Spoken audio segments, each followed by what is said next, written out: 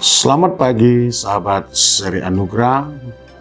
Berbahagia boleh bertemu kembali di dalam channel seri Anugerah. Sebelum kita mendengar firman Tuhan, marilah kita berdoa.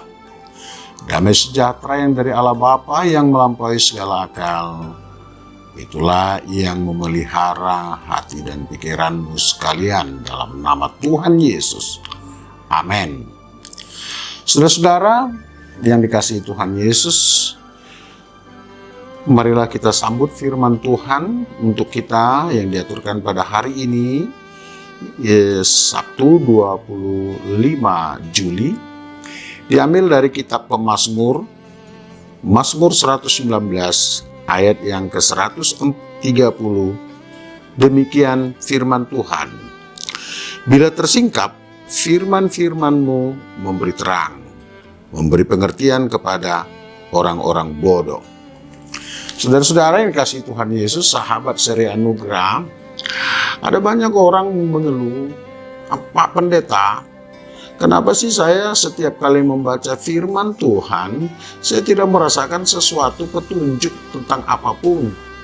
Layaknya hanya seperti membaca surat kabar atau membaca majalah saja. Sedangkan membaca majalah atau surat kabar saya mendapatkan berita, saya mendapatkan sesuatu. Loh, kok membaca firman Tuhan seolah-olah tidak ada pengaruhnya. Nah, tentu ada banyak sahabat-sahabat kita yang mengeluh seperti ini.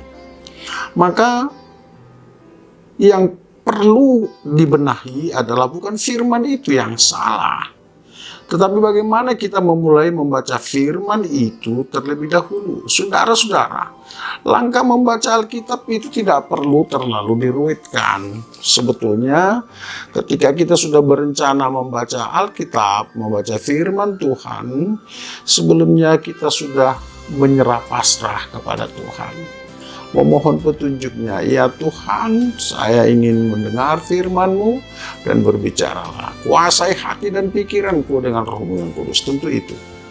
Mohon tuntunan Roh Kudus. Jangan coba menerjemahkan firman Tuhan hanya dengan pikiranmu sendiri. Karena semakin engkau memakai pikiran dan semakin engkau mengandalkan pengertianmu, maka engkau akan semakin jauh dalam kesesatan. Saudara-saudara, firman Tuhan hari ini dikatakan bahwa firman itu bila tersingkap, dia akan memberikan pengertian dan terang bagi orang yang bodoh. Kita perhatikan kata yang tersingkap itu. Tersingkap artinya dibukakan. Adalah sangat berbahagia sekali kita bisa mendengar firman Tuhan dan menerimanya. Dan tentu dengan tuntunan Roh Kudus, maka firman ini akan menguasai kita dan berpengaruh dalam hidup kita. Tidak bisa tidak, karena Roh Kudus menuntun kita. Karena Roh Kudus memberikan penjelasan dan menyingkapkan seperti pada firman hari ini.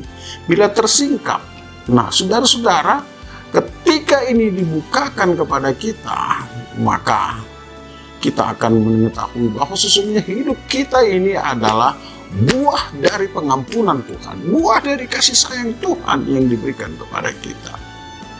Dan itu juga yang dialami oleh Yohanes ketika dia terbuang di Patmos untuk meneguhkan iman percayanya. Allah menyingkapkan rahasia kerajaan Allah, bahwa akan terjadi segala sesuatu, bahwa akan terjadi, bahwa dia akan datang kedua kalinya untuk menghakimi mereka yang selalu menjauh dari dia, mereka yang selalu berbuat di luar dari kehendaknya. Tetapi saudara-saudara, dengan tuntunan Roh Kudus, kita akan merasakan bahwa firman itu menggetarkan hati dan pikiran kita dan menuntut kita untuk berbuat. Dan di dalam Yesus Kristus kita merasakan bahwa firman itu sudah dibuka dan Yesus Kristus sudah memberikan pengampunan. Maka saudara, firman atau berita tentang Yesus itu akan selalu menjadi kebodohan bagi mereka yang akan binasa.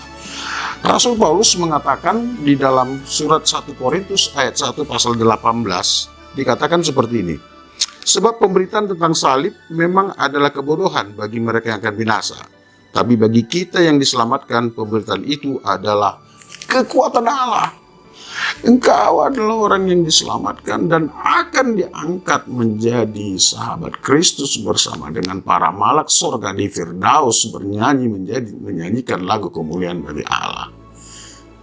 Tentu dengan pengampunan Tuhan Yesus.